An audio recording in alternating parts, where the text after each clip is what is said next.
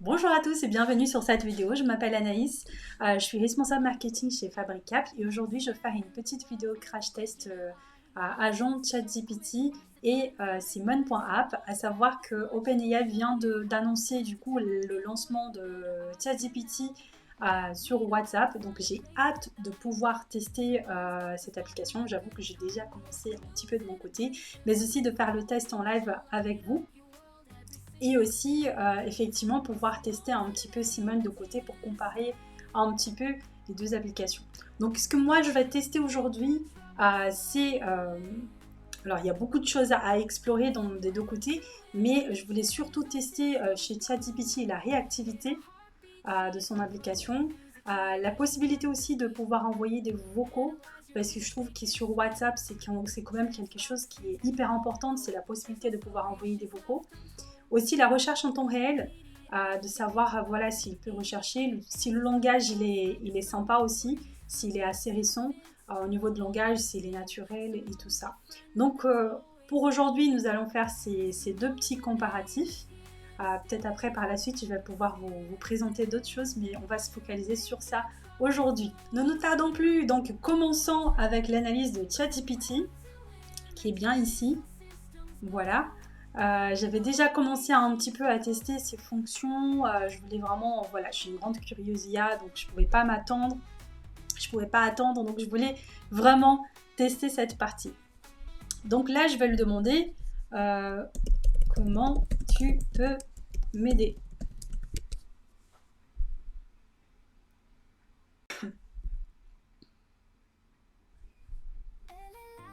Voilà, ChatGPT, il me répond. Donc là, il m'explique qu'il peut répondre à des questions générales avec des connaissances, avec l'aide à l'écriture, pardon. Programmation, développement, traduction, philosophie, santé, bien-être. Voilà, des choses assez basiques, on va dire, que l'application ChatGPT le propose déjà.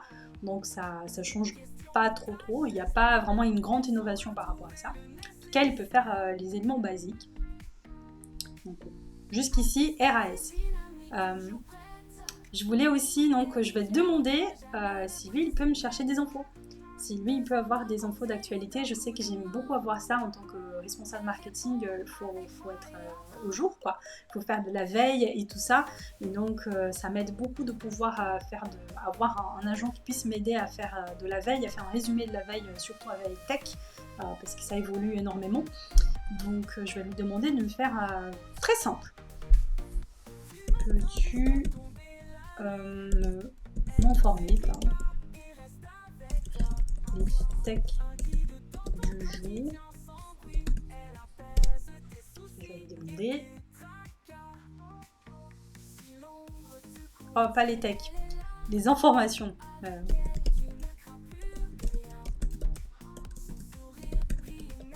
Évidemment, il va comprendre autre chose, c'est de ma faute.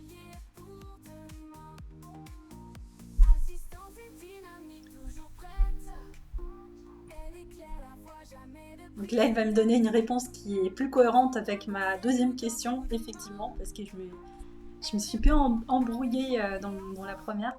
Donc là, il me dit je ne peux pas fournir les actualités en temps réel ou les nouvelles du jour. Il dit qu'il n'a pas accès à ces données-là, donc il va nous diriger vers des sites comme Google Actualité, Le Monde, Le Figaro, Libération. Et il nous informe aussi que sa date de coupure est en janvier 2022. Donc ça aussi, il faut prendre en compte lui, il s'arrête à cette date-là et qu'après ça, il n'aura pas d'informations. Donc il aura les informations, on ne peut plus d'attendre de 2 ans en arrière. Donc ça reste quand même un petit peu ancien en termes d'informations. Donc si vous voulez vraiment des informations en temps réel, c'est pas l'agent GPT sur WhatsApp qu'il faut chercher. Mais en termes de réactivité, je trouve qu'il est vraiment pas mal. Vous avez vu, il a répondu à la minute. Donc ça, c'est cool. Moi, j'aime bien quand l'agent il est réactif. Et ça, c'est un bon point pour GPT. D'ailleurs, j'aimerais bien savoir à quel LLM il est branché. Ça pourrait être intéressant.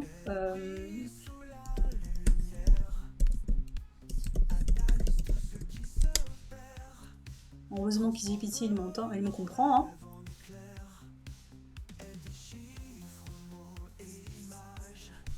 Ah, ça c'est pas mal. Donc lui, il dit qu'il est branché sur GPT-4. C'est un modèle qui n'est pas ancien. C'est un modèle qui a été lancé cette année, environ au mois de mai. Donc c'est intéressant de pouvoir avoir accès à GPT-4 depuis WhatsApp. Ça c'est cool d'avoir accès à ce modèle-là. À savoir aussi que GPT, il a lancé le modèle O1 également qui est top du top. Franchement, c'est un très bon modèle, un très bon LLM, pardon. Euh, donc ça vaut le coup, surtout pour la rédaction d'articles, c'est trop bien. Mais là, effectivement, GPT-4, c'est cool. Cool d'avoir accès à ça. Et la deuxième fonction que j'aimerais bien tester, c'est cette possibilité d'envoyer des vocaux, de poser des questions par message vocal. Je trouve ça hyper pratique. C'est un game changer dans le quotidien quand tu n'as pas le temps d'écrire. Envoyer des vocaux, c'est très pratique. Et je voulais justement tester cette fonction dans cet agent de ChatGPT. Donc je vais lui poser la question déjà.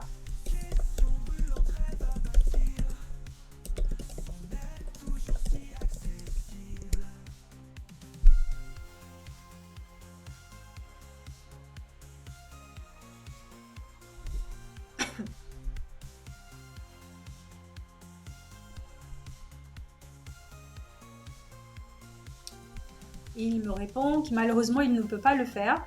Il dit je ne peux pas envoyer des messages vocaux ou générer des fichiers audio. Donc il dit je fais beaucoup c'est du text-based qu'on dit. Effectivement, lui il va rester que sur du texte. Il ne pourra pas générer des vocaux ou des images d'ailleurs. Donc ça c'est pour moi perso c'est un peu dommage de ne pas retrouver du coup cette option sur ChatGPT sur WhatsApp. Donc c'est assez dommage de ne pas la retrouver, mais effectivement c'est que du texte. Je voulais aussi tester du coup la partie multilingue pour voir à peu près s'il est réactif ou pas.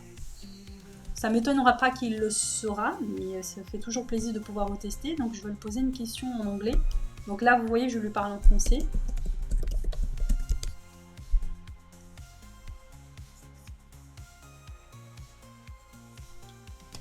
Parfait, et il me répond en anglais. Je vais aussi tester en portugais.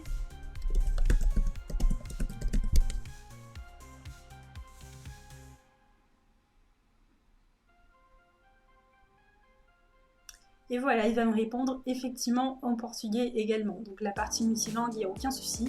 Il est très réactif là-dessus et il le fait très très très bien. Donc maintenant, passons à Simone.app. Alors, petit mot sur Simone. Simone, c'est un agent IA, on appelle ça aussi une assistante IA, que j'ai co-lancé avec mon collègue Jérémy André en janvier 2024. Notre but, c'était vraiment de rendre l'IA accessible à toutes les personnes et de vraiment faciliter le travail quotidien.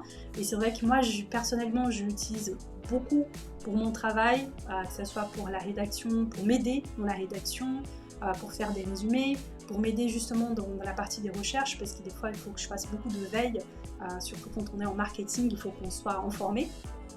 Donc c'est très pratique, sans compter qu'elle peut aussi faire d'autres actions que je ne vais pas pouvoir vous montrer aujourd'hui, mais que je garderai ça pour une prochaine démo. Mais là aujourd'hui on va se concentrer justement sur cette partie des enfants en temps réel. Donc Simone elle est capable en fait de faire de la recherche en temps réel. Donc vous pouvez lui demander. Alors Simone elle va faire des recherches directement sur Google. Donc du coup pour que l'information soit un peu plus précise, il faudra justement lui demander d'aller directement sur le journal qui vous intéresse. Donc moi je vais lui demander d'aller dans Le Monde.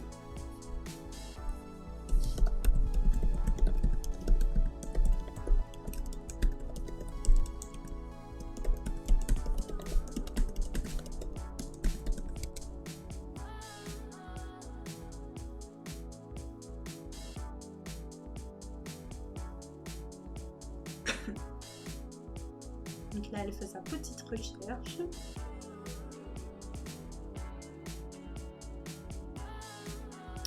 Voilà qu'elle va me chercher les informations dans le journal de Le Monde, elle va me faire un petit résumé donc des nouvelles voilà, du jour ou d'actualité en général. Ça c'est cool. Ça c'est vraiment une fonction très pratique, ça permet vraiment de gagner du temps. Une autre chose que j'apprécie beaucoup et que nous avons mis en place, c'est vraiment cette partie vocale, d'envoyer des vocaux. Donc avec Simone, vous pouvez effectivement lui demander lui envoyer un message vocal tout simplement et lui demander de faire les actions par vocal. Donc je vais vous montrer ici en live direct. Alors je tiens à préciser qu'il se peut qu'il y ait un petit décalage entre mon envoi, ma vidéo ici et ce que vous voyez dans mon écran, c'est normal. C'est juste que le logiciel, des fois, il peut avoir des petits décalages. Mais je le fais effectivement en temps réel devant vous. Donc je vais lui envoyer le petit message. Bonjour Simone, est-ce que tu pourrais me préciser combien de planètes il existe dans le système solaire ?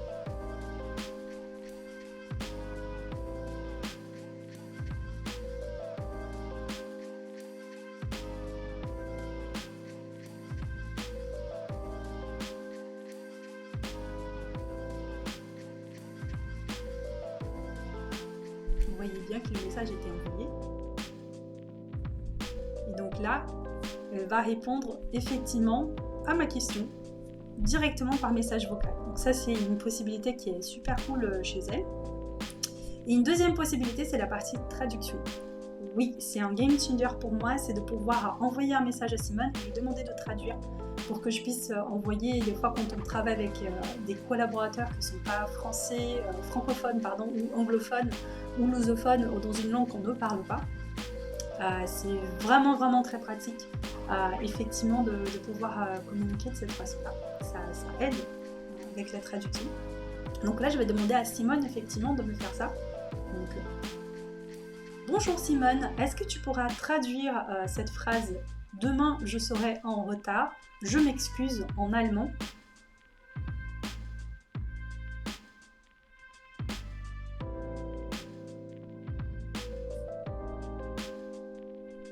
Voilà, je vous ai fait tourner pour que vous puissiez voir que le message était vraiment envoyé.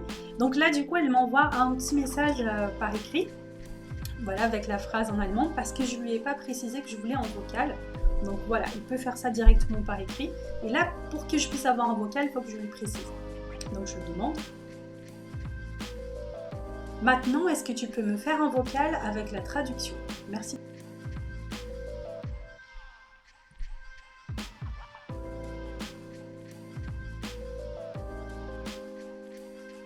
Voilà le message qui a été envoyé.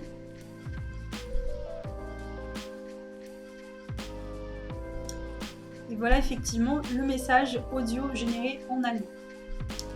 Bonjour, ici Anaïs de la post-prod. Je fais une toute petite parenthèse dans la vidéo juste pour m'excuser du souci technique. Vous n'avez pas pu entendre les vocaux. C'était effectivement un souci au niveau de l'enregistrement de mon écran qui n'a pas enregistré le son quand on le fait tourner. Donc là, j'essaye de vous montrer plus ou moins à quoi ça sonne du coup la voix de Simone. Le mieux, c'est que vous allez tester par vous-même. Mais je vais vous montrer un petit peu un aperçu ici. Juste cette partie pour que vous puissiez entendre du coup la traduction de Simone. Donc juste pour faire un récapitulatif, vous avez mon téléphone ici, je vais juste remonter les conversations. Donc là je lui avais demandé effectivement de me faire une traduction en disant que je serais en retard demain. Voilà, en allemand, elle m'a fait par texte et après j'ai envoyé en vocal pour demander une précision. Maintenant, est-ce que tu peux me faire un vocal avec la traduction ? Merci beaucoup. Donc là effectivement j'ai fait cette demande et puis par la suite elle m'a répondu. Morgen werde ich zu spät kommen. Ich entschuldige mich.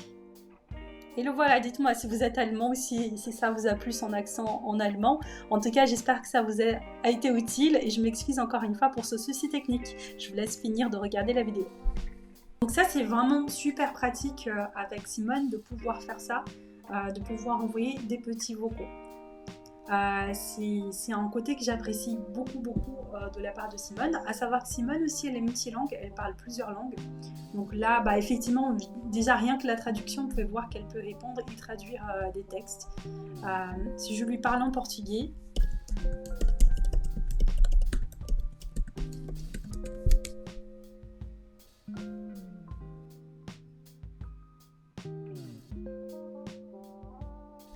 vous allez voir qu'elle va répondre exactement en portugais. Alors, petit bilan de comparaison entre les deux, sachant que je n'ai pas exploré toutes les options, je suis vraiment restée par rapport à la réactivité, par rapport à la possibilité d'envoyer des vocaux, d'explorer ce côté-là pratique, aussi la recherche en temps réel et la recherche d'informations. Alors, si vous cherchez un agent juste pour du textuel, les deux peuvent le faire.